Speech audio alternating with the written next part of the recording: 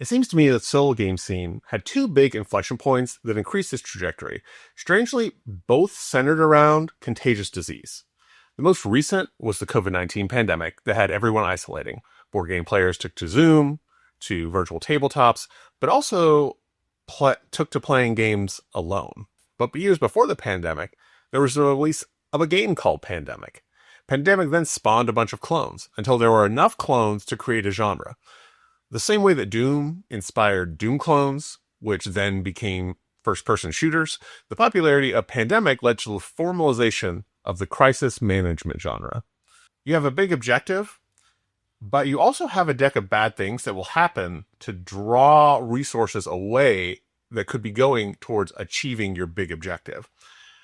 Well, it wasn't long before a lot of people saw that as they were playing cooperatively against the system, they could play multi-handed against the system by themselves. But that's not the type of solo mode we're discussing today. The type of solo mode we're discussing today is, in my opinion, a more difficult one to pull off. It was built with the idea that the opposition would be another human mind.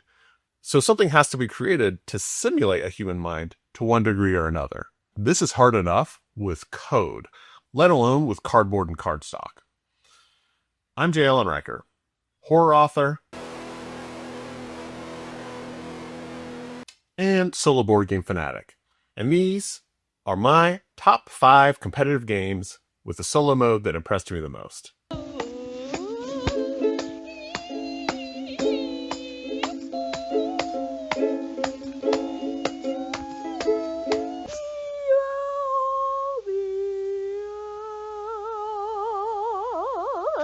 Honorable mention, Imperium.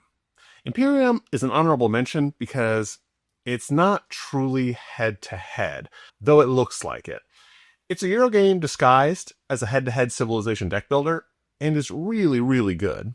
But because it also has quite a lot of that Euro-y, everyone plays their own solo game and then compares the results feel, I don't think it quite makes this list. Now, it makes a lot of other lists. Still, it's an honorable mention because that means the publisher really went above and beyond to make each playable civilization a distinct solo engine.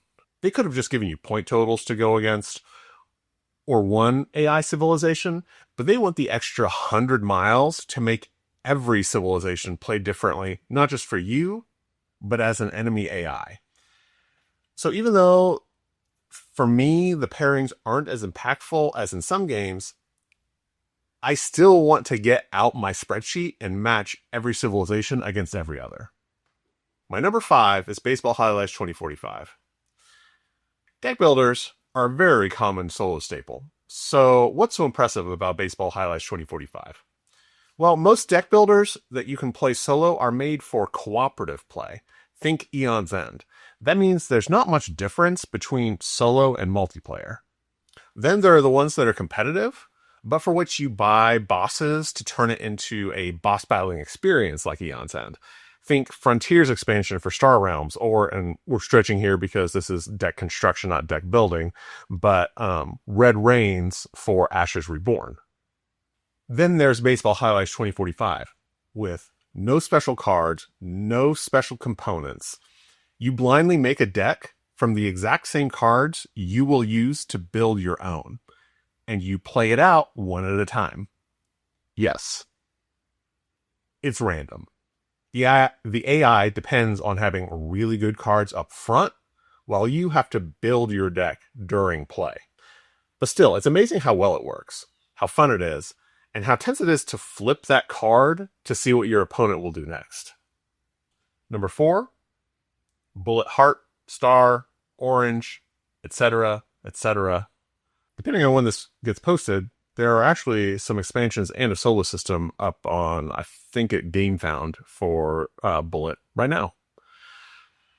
This game has so many modes that I wouldn't think it would get solo so right, especially because it requires so much extra work to make these playable characters into bosses. Each gets its own behavior deck that makes it play completely differently from every other.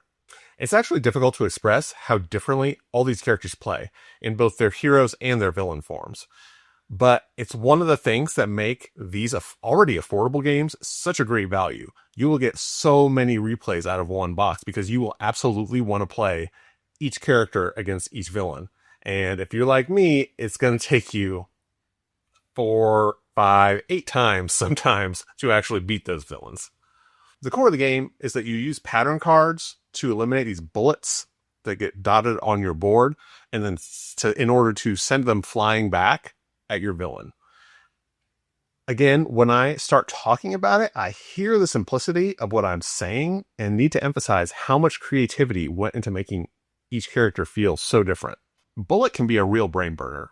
And because when you switch a character, hero or villain, so many things change, so much of the puzzle changes, the brain burn just keeps on going. Number 3, Dark Venture Battle of the Ancients. This underappreciated skirmish game has a deep weirdness that extends well past the art style. The factions are extremely asymmetrical. Everything from eggmen that basically share a hive mind, to slime creatures that consume you to grow and then split, to single heroes.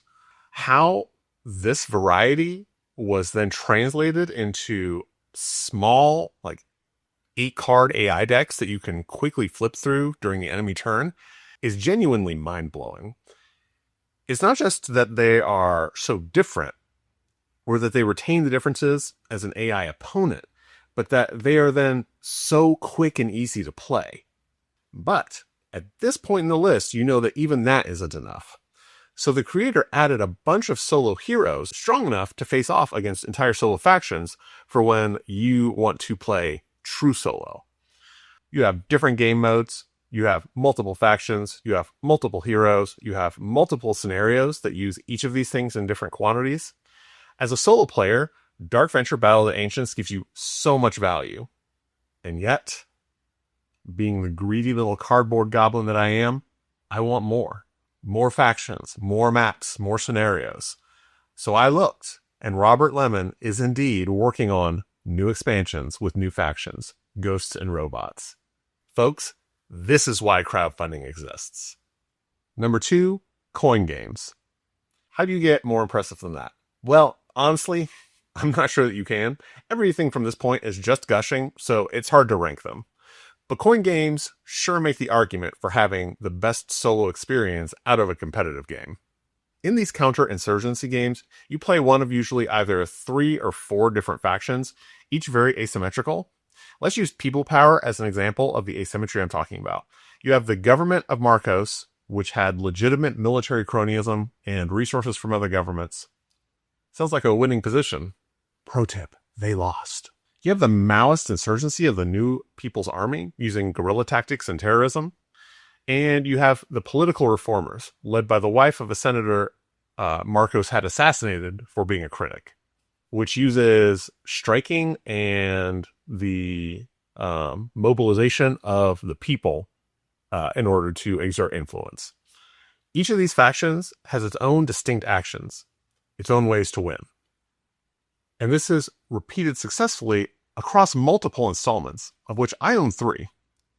Creating an AI to simulate the political machinations of such different factions seems like a nightmare, but playing them is relatively easy once you get the hang of it. In my opinion, the weight of these games comes way more from the decisions that you make than from super complex rules or very difficult to run AI, with one glaring exception, which is too hard to explain easily. It's about moving the AI, but which you can hear about in my video review of People Power if you're interested. It's a step for which I just do the standard war game playing both sides things for, and just play it to the best of my ability. And that brings up the fact that war gamers have had a strong solo presence for forever, because for a long time they've been playing both sides of the board, as they maybe haven't had people to play with as often as they would like, which is at least as much of a focus on changing the states and testing them out in the simulation as anything. So it's not surprising that these games, being delivered to an already strong solo community, have caught on as much as they have, though it is a bit surprising that they've caught on so much outside of war gamers, just due to the general intimidation factor that war games and coin games have. But that's a testament to these systems. And my number one solo mode in a competitive game is Conflict of Heroes: Awakening the Bear. Choose which group of heroes you want to be, Hitler's Germany or Stalin's Russia. Set up a scenario from the book, or cook one up with the awesome Firefight Generator expansion that lets you create scenarios as varied as capturing/protecting a VIP as it moves across the board, to invading/defending a base. Then, let a deck of cards from the Eastern Front solo expansion drive the enemy in one of the most human-seeming AI systems ever created. In fact, the system is so good that Academy Games has licensed it for use by other companies, which is good because they are very slow to put out their own games. Conflict of Heroes: Awakening the Bear is my squad-based hex grid wargame, though I do still intend to extend this AI supplement to Conflict of Heroes: Guadalcanal. With the Firefight Generator and the solo expansion, for me, this is an infinite game. I could probably be lured into buying it again, re-themed, but I don't really need it. Meaning, if Academy Games were more prolific, my bank account would probably be in trouble. But as it is, they've saved me a lot of money, because this is just so good that it's kept me from buying other similar games, one of which didn't deliver.